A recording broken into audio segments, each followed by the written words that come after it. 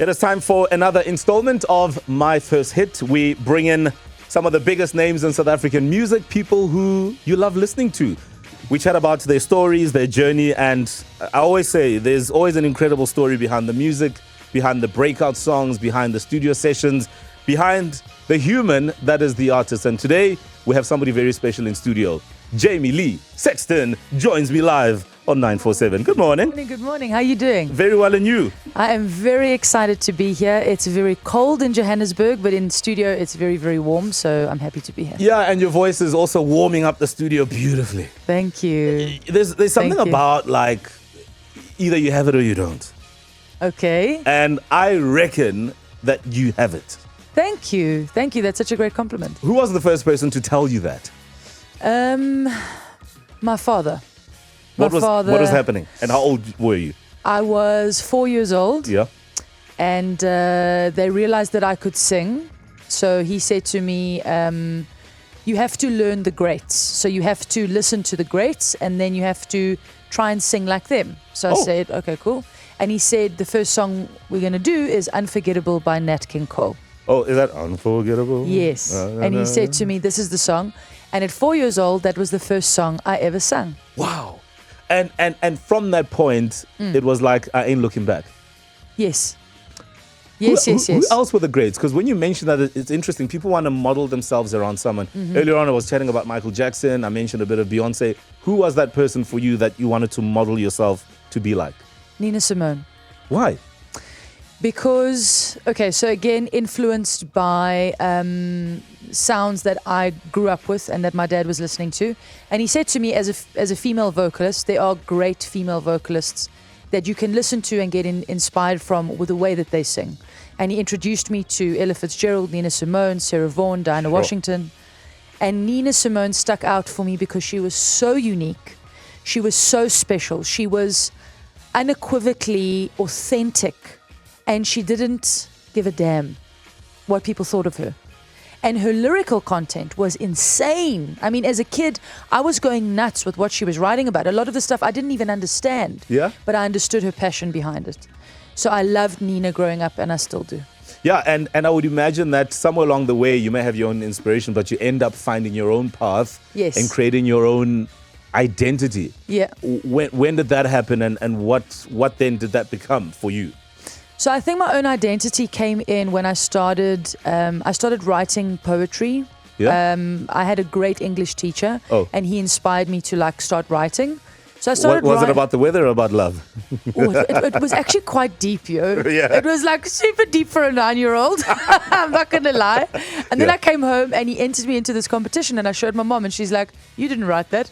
I'm like, no, but I did. She's like, you're lying. Did I produce a child that wrote that? So I was writing really deep stuff at 9 years old. But I think that's where I found my, for lack of a better word, pardon the pun, flavor. Of course. So yeah, I think that my identity came in when I was when I started writing poetry, and then I started learning how to play different instruments, and I started putting that to music. And then I started writing about my life. Wow. And I've never stopped doing that. There's something special about learning an instrument. I'm seeing it with my daughter who's playing around with the cello at the moment. Wow, She's amazing. 8. I don't even know how to play a single instrument. But the point is, I've noticed there's a relationship. Yes. Is that how it is? Where it's almost like you almost humanize this instrument. What was that instrument? What kind of relationship did you have with it? So the first instrument I learned how to play was guitar. Yep. And then after that was piano. I think the wonderful thing about being a child and playing an instrument is that no matter what goes on in your house, that instrument is there, and you can really express any kind of emotion, anger, happiness, and it comes out in the music. So it's such a beautiful form of expression for any kid or any teenager growing up. And I still feel like that. If I'm upset with my wife or upset with my friends or upset with anybody, I go into my piano room, I close the door, and I just bang on the piano, and I just express, and songs come out of it. So, if you're upset with your partner or whatever, just learn how to play an instrument. You'll be great. And make sure they listen so they can figure out whether you're okay what's or not. Wrong? Like, okay, all right, I'm going to turn back. They're not ready for me. Yeah, what's wrong? What's happening? It is My First Hit on 947, brought to you by SAMPRA. Jamie Lee Sexton. It's true. It's true. It's true. So this is one of those songs that basically created the next level for your career. Yes. Yes. But there was a bit of a disastrous situation around the song. And I want to hear all about it. Because behind every song, there's a story. Yes. So as this becomes your first hit, what is the disaster story behind it? So I wrote the song and then I went into the studio and we created a demo. Okay. And I like shelved it. I'm like, cool. It's like a sweet song, whatever. And then I went into another studio and started producing it. And I'm like, I have this song and I played the demo. Oh my God. Guys, the demo is disastrous. I wish you would have brought it with you. It's disastrous. But that's what I love about music. Like, it depends on whose ears and which aspect you're giving it, and then it turns into like something completely different, which But is so why cool. was it a disaster? What was so bad? Was it the way it was made? What? The demo was so cheesy, man. Yeah? It was so cheesy. Like, it sounded like sunshine and lollipops. Like, there was nothing cool about it. But I mean, the lyrics and everything stayed the same. But again, it's how you treat it. Sure. So it was treated differently, and that's what it is. And do you remember what was happening in your life at the time? Because you spoke a bit about, music instruments and inspiration and how you feel and expression. What was happening in your life at the time? Wow. Actually, I came out of a sabbatical. Yeah. I wasn't writing for a long time, and I took a break. Why? Hit a wall? No, life. Life, all right. Life happened, and Sure. I didn't really understand what was going on. But what I realized is that sometimes artists have to live in order to write. Sure. And the song came out, and I mean, I had been spending a lot of time in studio writing and trying to find this inspiration. And we released It's True, and then everything changed. And I was like, oh, that's what the wait was for. Right. It was so, like, I mean, I remember the weekend that it came out. It was amazing. It was such a beautiful experience. And I mean, I'll never forget it. And I can imagine what it's like to get a reaction from people that you know or don't know, to hear the song on the radio, to hear about it online. That must be a bit of a rewarding feeling, maybe a relief. Because do you really know whether a song is going to pop or not? Sometimes I get a feeling. Yeah. Like I have like a sense. But the thing is, I mean, you can never ever script it. So you can never really say, okay, this. But It's True had that feeling. I didn't really I was like, I hope it's going to happen, but I had this feeling. I've had other songs that I'm like, this is going to work, and it's like, wah, you know what I mean? It just happens like that. Yeah. But It's True, I did have a sense and I had a feeling, Yeah, that's beautiful. What does it take to make it in the industry? Because I'm convinced that talent is not enough. Yes, Yeah. 100%. I think that talent is a small percentage. But the thing is, I think that talent can also get you can go a long way with talent because talent is authenticity, and talent you can see through. But I think that hard work in our industry is like the epicenter of what you need. You need to really, really work hard. You need to hustle. You need to promote yourself. You need to push yourself. And I mean, I'm naturally an introvert. So for me, that's like, but I do it because I love it and I want people to hear my music. And even if you are an extrovert, I mean, it just depends on where you're at in life, but you have to work hard. I mean, take any artist that's been on the road or any artist that's been doing something for so long. I mean, just like off the top of my head, The Weeknd. Sure. You know where he's come from, what he's done with his life? Like, it's insane. Yeah. So you have to be insane to do it. Yeah. And I would imagine that you need to have a good structure of sorts. What does that look like for you? So in terms of my structure, we work like months in advance. Yeah. So I always, I have a really, really amazing team, and we schedule things months in advance. So I create music, shoot music videos, create content, have that ready, and then release, and then plan tours, and then plan press. So you really have to be, you have to have a schedule. Like, get a big whiteboard at home. Yeah. And do the lines. Start scribbling. Yeah. Yeah, let's talk about performances. You talk about tours and planning a lot of that. You also mentioned that you're a bit of an introvert. Yes. You had to get over that. Yes. How did you manage to do that, given the fact that you also had to be a performing artist? So you see, the beauty of being an introvert is that there's another side to you. And because I'm an artist, there's another side to me. Right. So on stage, I'm an animal. What animal?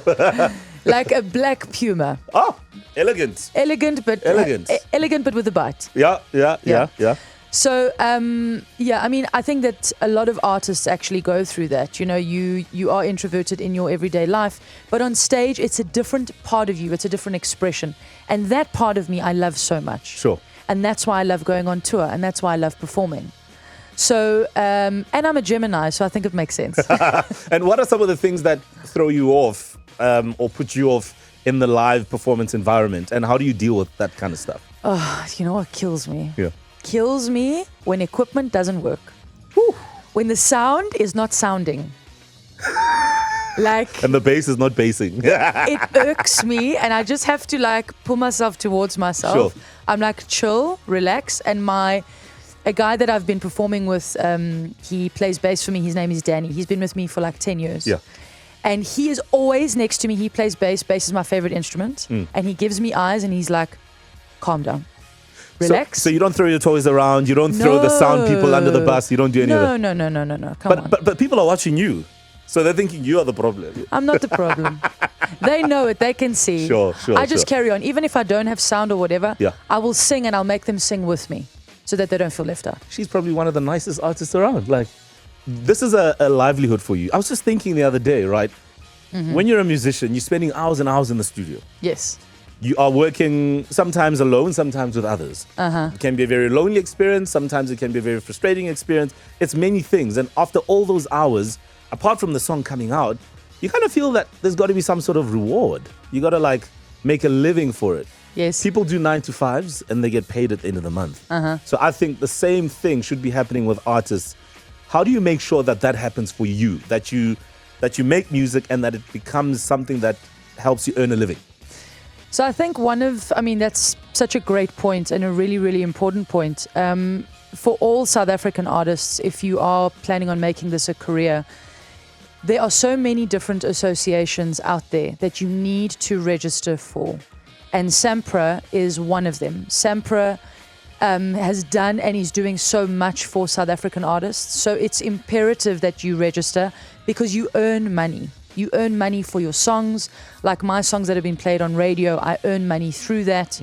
So it's really, really important. And a big shout out to SAMPRA for organizing and doing what they're doing, because as a South African artist, I earn money because of SAMPRA. And I don't, and you can correct me here, it's not like when you get into the studio, you're thinking, how much money could I possibly make from the song?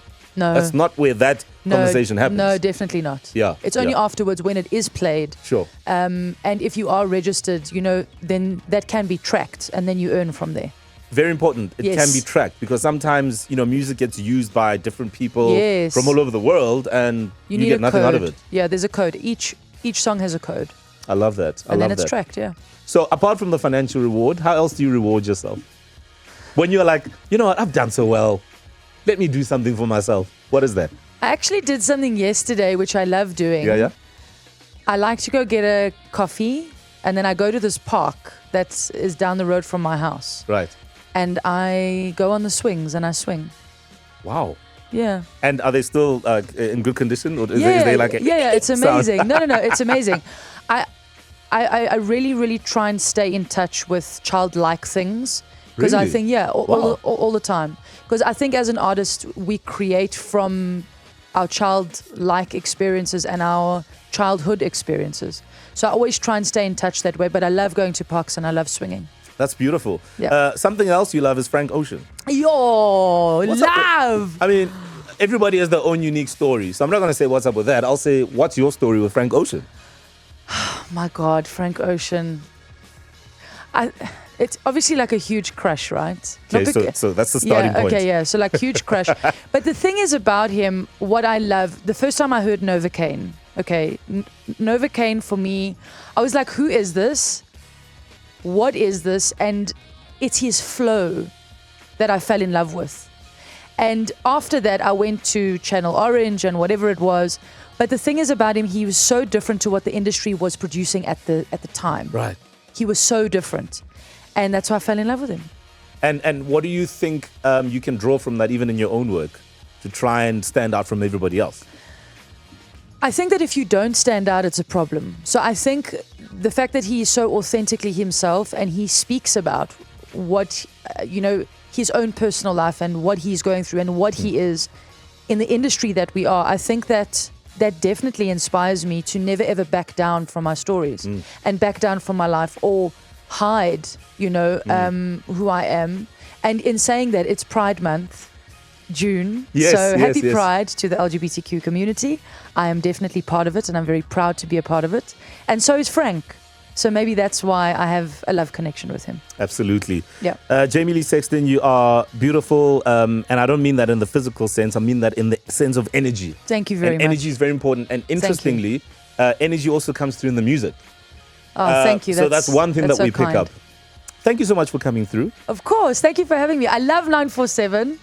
And I've loved spending time with you. It's Friday. I have a Friday feeling, so thank you. Thank you. Thanks for the having love, me. all the beautiful music, and all the best. What can we look forward to? I know, obviously, there's new music out. Where can we catch you?